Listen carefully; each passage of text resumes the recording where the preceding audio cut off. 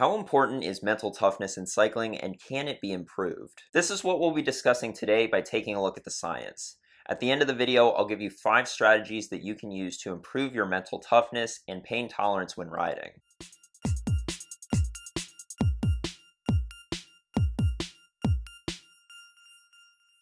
Welcome back to another video. I talk a lot about how to physiologically become a stronger rider on this channel with topics like what intervals are best, how to arrange training, and what diet will make you the fastest. But today we're going to switch gears and talk about how to become a stronger rider from a psychological perspective. Success in cycling and other endurance sports is very much dependent on how much pain you can put your body through. As this study on the cognitive strategies of Olympic cyclists puts it in the opening line, in endurance sports, there's one element that all athletes who wish to excel must confront: exertion pain. Pain needs to be experienced in training in order to make fitness gains, and pain needs to be experienced in racing in order to achieve an optimal result. If you're always comfortable when you're riding your bike, you aren't going to get too far. Is this about to be like some motivational video or something, or are you just going to read studies like you normally do?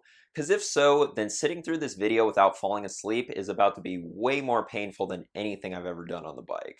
Pain may also go beyond a burning in the legs and lungs. For example, in an ultra-endurance event, it may come in the form of bonking, cracking, hitting the wall, or a number of other violent-sounding terms to describe feeling like absolute crap and wanting to quit. For all of these reasons, whether you're doing a short track race or trying to finish a century, mental toughness plays a huge role in success.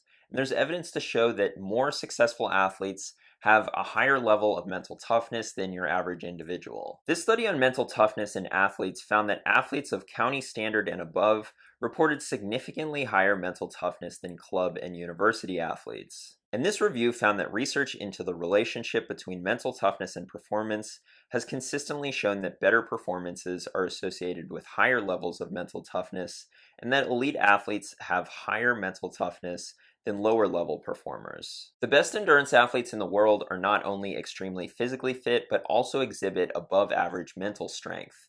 Now, it is possible that years of intense training not only strengthens an athlete's body, but also numbs them to pain. This systematic review and meta-analysis on pain perception in athletes found that athletes possessed higher pain tolerance compared to normally active controls, and that regular physical activity is associated with specific alterations in pain perception. So training might quite literally help to ease the pain, although it is interesting to note that some individuals naturally have a higher mental toughness, and this has been associated with a higher pain tolerance and better physical endurance. So we know that there's differences between people when it comes to mental toughness, and that this trait seems to play a role in success in endurance sports. But the question now is, can we do anything to improve our mental toughness? Unfortunately, not a lot of experimental research has been done addressing this, perhaps because it would be difficult to test. However, we do have research looking into what the best athletes in the world do to cope with pain, and perhaps that would be a good place to start. This study on the development of mental toughness interviewed elite performers. They identified 3 underlying mechanisms to maintain mental toughness: a desire and motivation to succeed that was insatiable and internalized, a support network that included sporting and non-sporting personnel, and effective use of basic and advanced psychological skills. This review on mental toughness in sport concludes that mental toughness appears to be multidimensional, and most often associated with unshakable self-belief, the ability to rebound after failures, persistence or refusal to quit, coping effectively with adversity and pressure, and retaining concentration in the face of many potential distractions. These characteristics can be both inherited and learned. Some of us are lucky enough to have been born with these traits, but how do we go about learning to cope with pain? This study delved into the coping strategies that Olympic cyclists use. What they found was that themes emerged among what the athletes said, and some of these themes included the following. Pain varied depending upon the satisfaction the athlete received from the experience when all physiological variables were held constant. A great example of this is when you're going all out during a race. If the race is going well and you're at the front, the pain doesn't seem that bad. However, if you're getting dropped, the pain can seem unbearable. How satisfied you are with what's going on around you may affect how much pain you actually feel. Cognitive skills such as goal setting, imagery, and positive self-talk were routinely used. Keeping your goal in mind, repeating phrases in your head, and encouraging yourself are all tactics used with this one. Pain was a positive experience and part of the sport and an individual's identity. This means that instead of trying to ignore the pain, they embrace it.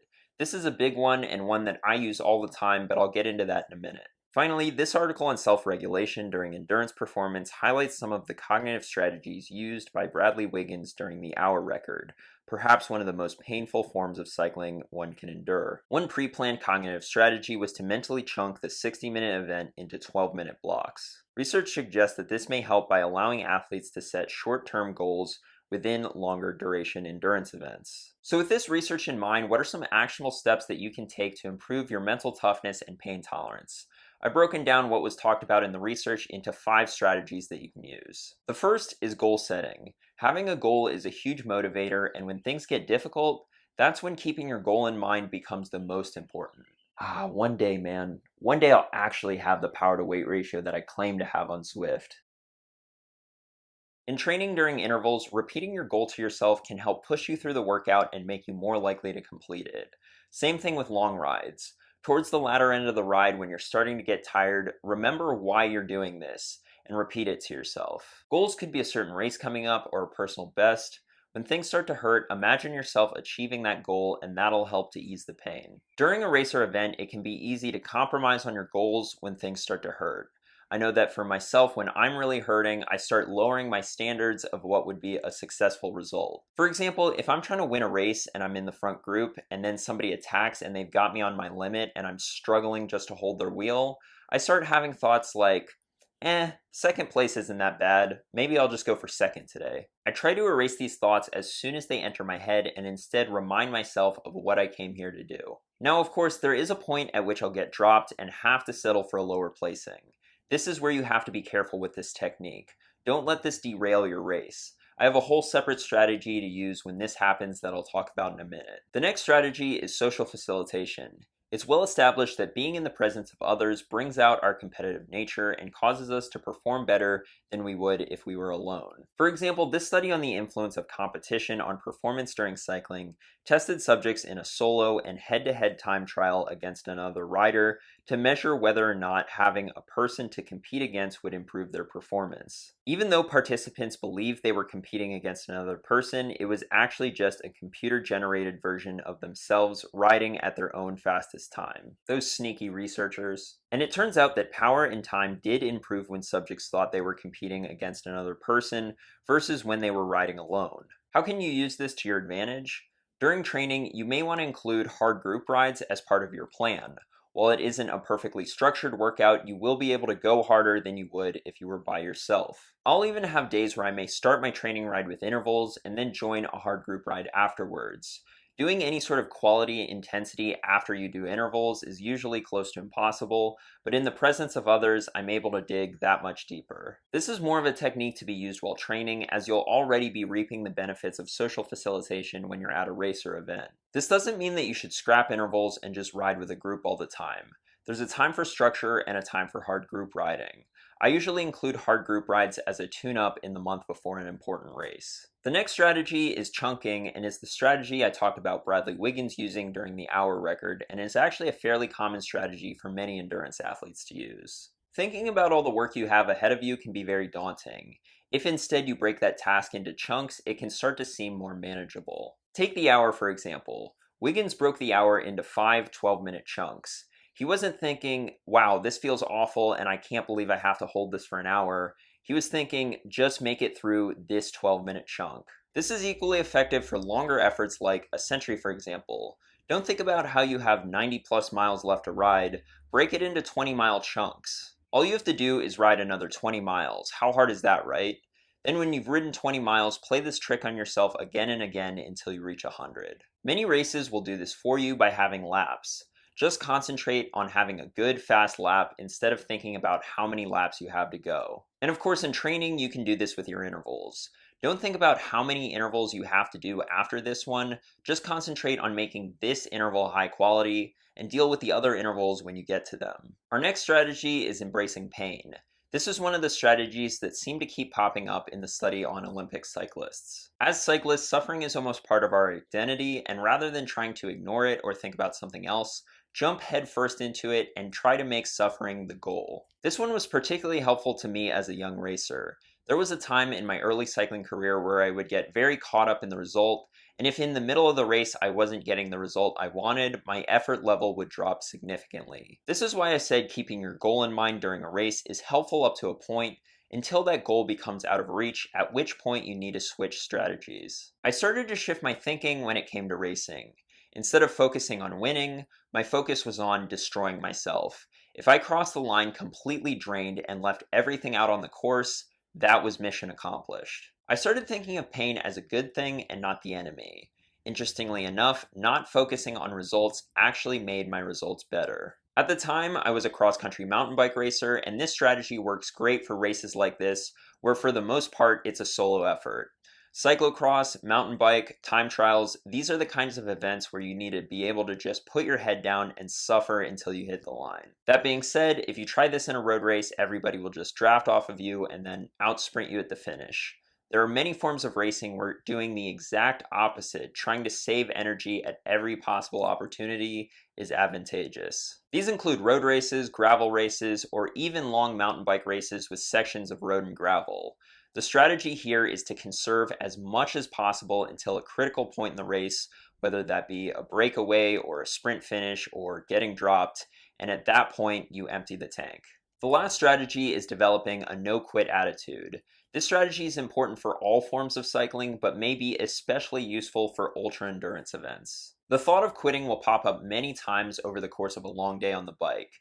You have to act as if that's not even an option. Remember that how you feel during a long event will often come in waves. There are going to be times where you feel like death, but they will pass. No matter how much pain you're in at any given moment, nothing will be as painful as taking the DNF, and if you can just make it to the finish, that will erase any pain you may have felt that day. If, however, you take the DNF, you'll have to dwell in that pain for weeks after. This goes for getting mechanicals too. Find a way to fix it and get yourself to the finish. At the very least, you'll have a much better story to tell. It may sound cliche, but these are the moments that define you as a rider. Are you the kind of rider that quits when things get difficult? Or are you the kind of rider that will do anything to make it to the finish? Yeah, well, I drank a beer last night and got up this morning and my Whoop score was actually negative, which isn't a good thing. And I didn't eat any carbs this morning because I'm trying keto and I bonked and felt absolutely terrible. And I got a flat tire and didn't carry a spare tube with me because I didn't want to carry the extra 75 grams. So I called it a day. I mean, how am I supposed to complete a 15-mile charity fun ride under these conditions? Now, I'm by no means saying that you should ride through injury, dehydration, or that if your frame snaps 10 miles into a century, that you should walk the remaining 90 miles. There are points at which you need to pull the plug. However, cramping, bonking, hitting the wall, getting flat tires are all part of the experience and not reasons to quit. Thanks for watching. If you enjoyed this video, be sure to give it a like, subscribe and hit the bell so you get notified every time I put out a video, and share this video with your cycling friends. I'll see you in the next one.